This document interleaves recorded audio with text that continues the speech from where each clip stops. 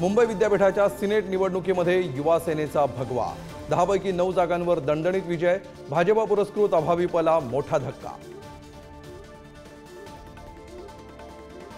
मंत्रालयातल्या सुरक्षा व्यवस्थेचे वाभाडे। महिलेकडून देवेंद्र फडणवीस यांच्या दालनाबाहेर तोडफोड। संबंधित महिला मनोरुग्ण असल्याची माहिती।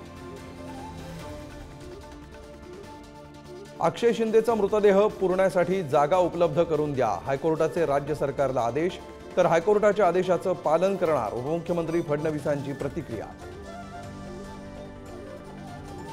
400 जागा आणि मोदींचं राज्य येऊन काय होणार? शरद पवारांचा मोदींवर हल्लाबोल।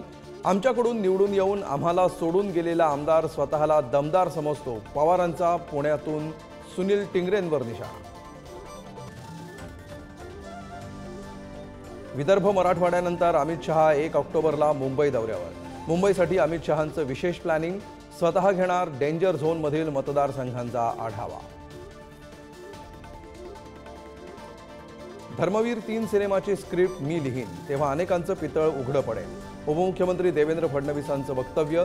तर फडणवीसांनी औरंगजेबावर सिनेमा बनवावा संजय राऊतांचा टोला। पावसामुळे पुणे मेट्रोचं उद्घाटन लांबल्यामुळे मविया आक्रमक। मवियाकडून मेट्रोचं उद्घाटन करण्याचा प्रयत्न। 29 सप्टेंबरला लोकार्पण करणार। अधिकाऱ्यांच्या आश्वासनानंतर मवियाचं आंदोलन मागे। पुढारी न्यूजच्या बातम्यांची लोकसेवा आयोगाकडून दखल। 3 बोगस दिव्यांग उमेदवारांना सुधारित निवड यादीतून डच्चू। बाळू मार्कड, रुपेश पागोरे आणि पुरुषोत्तम कोकरे यांची नावं वगळली। एसटी प्रवर्गाचा लाभ मिळवण्यासाठी नागपूरमध्ये आदिवासी गोंड गोवारी समाजाचा मोर्चा।